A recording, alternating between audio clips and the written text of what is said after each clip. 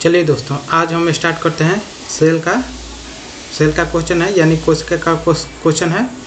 ये option wise question होगा सब इसमें। चलिए देखते हैं। पहला क्वेश्चन क्या है, निम्न में से किस में लिंग गुणसूत्र नहीं होते हैं। तो लिंग गुणसूत्र किस में नहीं होते हैं, तो छिपकली में लिंग गुणसूत्र नहीं होते हैं। छिपकली में लिंग गुणसूत्र नहीं होते हैं। चलिए अब आगे क्वेश्चन हम लोग देखते हैं। सूत्रीय विभाजन का चरण का नाम बताइए जिसके दौरान विभाजित सेल के गुणसूत्र मध्य रेखा पर स्थित होते हैं। देखिए मध्य रेखा पर स्थित क्या होते हैं, ऑप्शन है एनाफेज, टेलोफेज, मेटाफेज, प्रोफेज। तो मेटाफेज जो है ना, इसका मतलब मध्य रेखा पर स्थित होता है। ठीक है। किसी कोशिका में मौजूद सबसे बड़ा कोशिकांग कौन सा है। किसी कोशिका में मौजूद सबसे बड़ा कोशिकांग अंतःप्रद्रव्य जालिका है।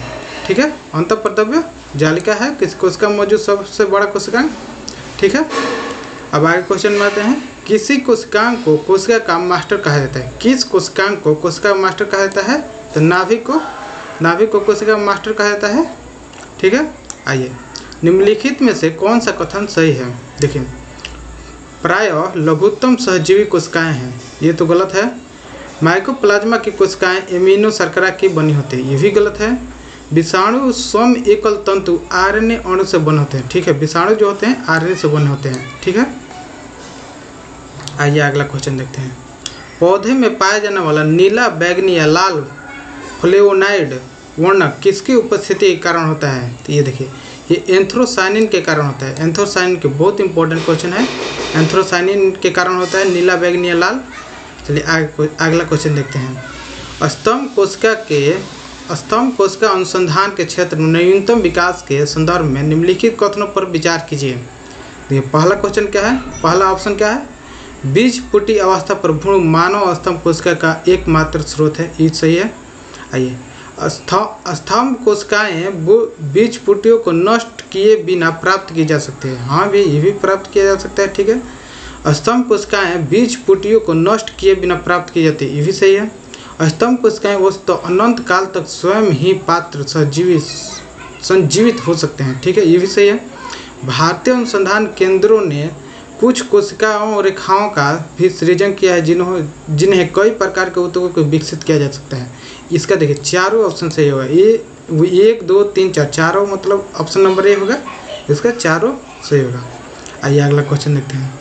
निम्नलिखित में से कौन सा कथन प्राणियों को स्तंभ कोशिकाओं के प्रत्यारोपण के संदर्भ में असत्य है। देखिए असत्य जो है ना, ये पहला क्या बोल रहा है ऑप्शन, ये प्राणी में जीवन भर स्वयं गुणन करती है, ये तो सही है। ये अंगों के क्षतिग्रस्त ऊतकों की मरम्मत करते हैं, ये भी सही है। ये एक या अधिक प्रकार के विशिष्ट कोशिकाओं को बनाने के लिए क्षमता रखते हैं, ये भी सही है। ये केवल भ्रूण में पाई जाती है, नहीं, ये केवल भ्रूण में नहीं पाई जाती है, और बहुत सारी चीज़ें जिसमें पाई जाती है। प्रकर्मित कोशिका मृत्यु के कोशिकाओं और आणविक नियंत्रण को क्या कहते हैं, इसको एपोप्टोटिक्स कहते हैं। ठीक है, एपोप्टोटिक्स कहते हैं। प्रकर्मित कोशिकाओं मृत्यु के कोशिका और आणविक नियंत्रण को क्या कहते हैं, एपोप्टोटिक्स कहते हैं। आइए अगला क्वेश्चन।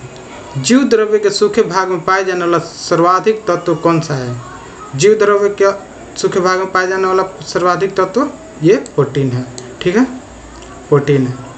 आइए अगला क्वेश्चन देखते हैं। कोशिका का ऊर्जा गृह कहे जाने वाला माइटोकॉन्ड्रिया का नाम किसने दिया था। कोशिका का ऊर्जा गृह कहे जाने वाला माइटोकॉन्ड्रिया का नाम किसने दिया था, इसको सी बेंडा ने दिया था। ठीक है, सी बेंडा ने दिया था।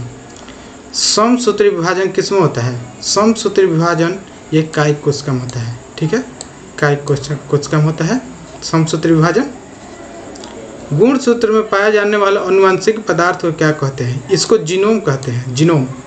गुणसूत्र में पाए जाने वाला अनुवांशिक पदार्थ को क्या कहते हैं, जीनोम कहते हैं। अब आइए अगला क्वेश्चन देखते हैं। निम्न में से और सूत्रण के लिए कौन सा कथन सत्य नहीं है।